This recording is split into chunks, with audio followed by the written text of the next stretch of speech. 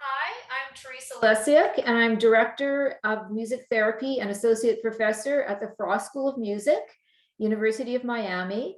And I am the North American representative for the Education and Training Commission from the World Federation of Music Therapy.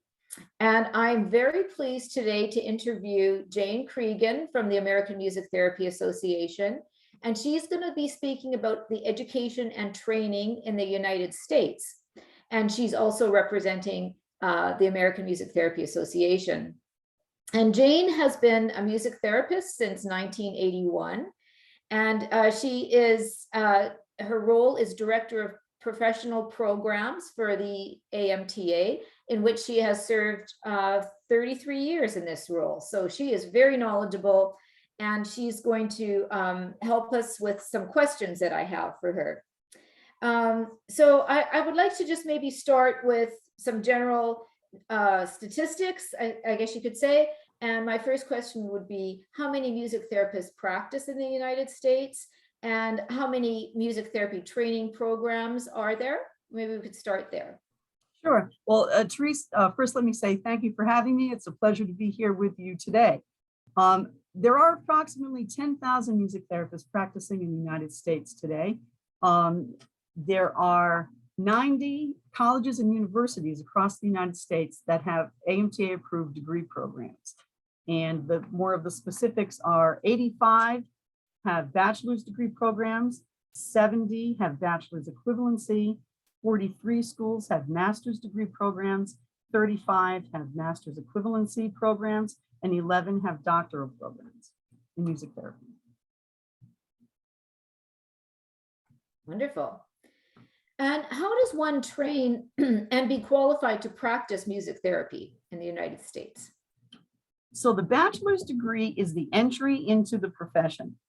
It is 120 credit hours, which includes 1,200 hours of clinical training. There is field work with the music therapy courses, and then the internship is done after the coursework is completed. Graduates of bachelor's degree programs are eligible to sit for the board certification exam to obtain the credential Music Therapy Board Certified MTBC, which is necessary for professional practice. So the first route is the bachelor's degree. A second route would be what we call the bachelor's equivalency, which is a certificate program. It is open to individuals with a bachelor's degree in a related field. So typically it's a music degree, or it could be a psych degree with a music minor.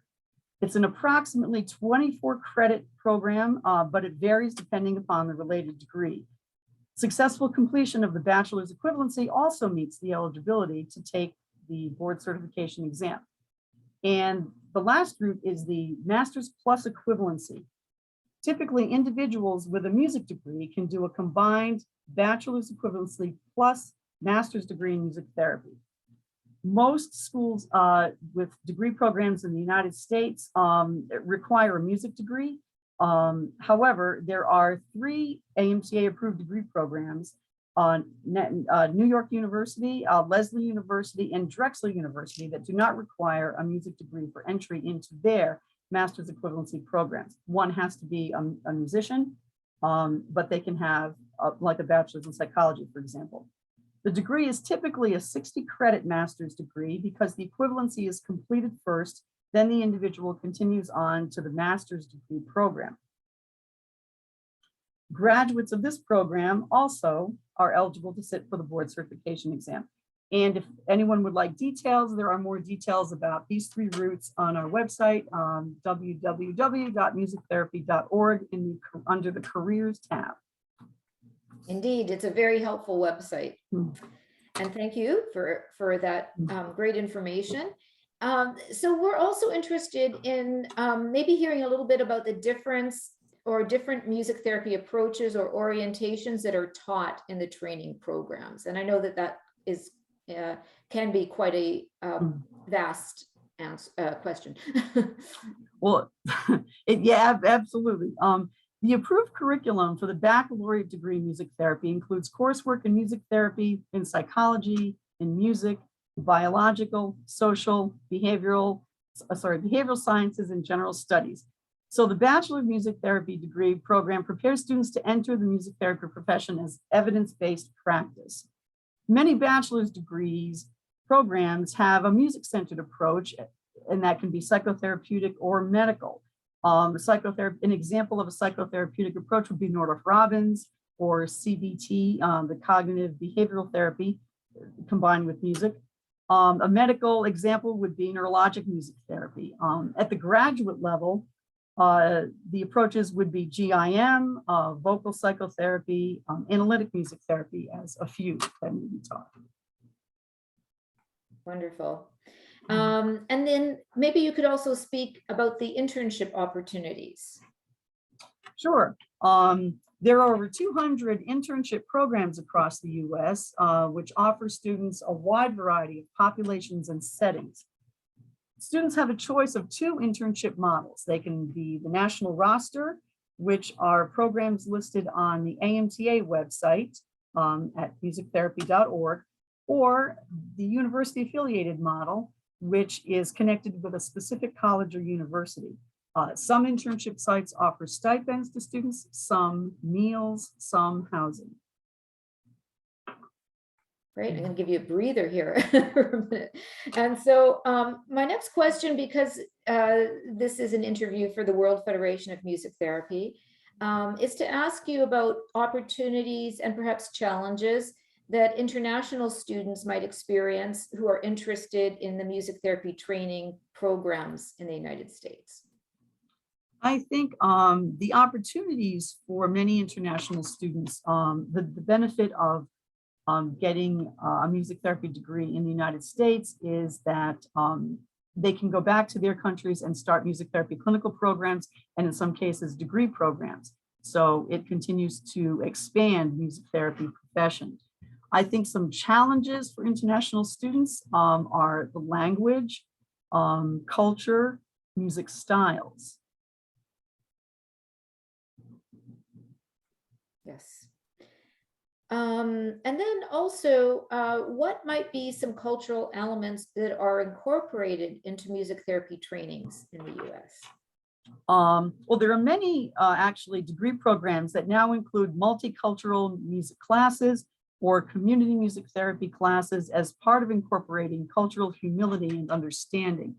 The curricula in the United States for both the bachelor's and master's degree programs are competency-based. So the cultural elements are addressed right now in our competencies. In the professional competencies, for example, under professional role and ethics, to demonstrate knowledge of and respect for diverse cultural backgrounds, to demonstrate skill in working with culturally diverse populations. In the advanced competencies, cultural elements are in two places. First, under professional development, in music and artistic development, to select, adapt, and utilize music materials for different musical cultures and subcultures.